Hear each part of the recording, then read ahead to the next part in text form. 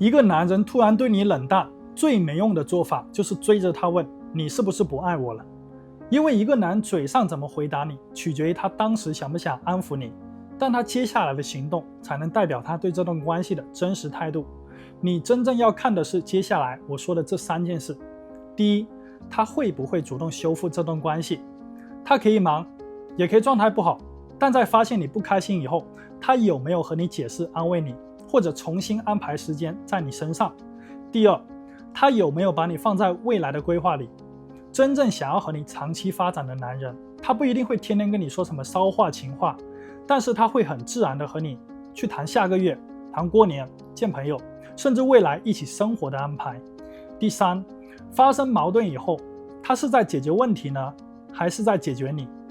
解决问题的男人会对你说，那我们以后怎么去避免？而想解决你的男人只会说，你怎么又想这么多啊？所以女生判断一段关系，不要只听他说了什么，而是要看每次出现问题以后，他有没有把你们之间看成一个整体去推进关系。偶尔冷淡可能只是情绪不好，但如果持续性的回避你，那是他真实的态度。我是苏哥，我会站在男性的视角陪你看懂这段关系，也可以帮你在感情里少走一些弯路。还有什么不明白的，你可以问我。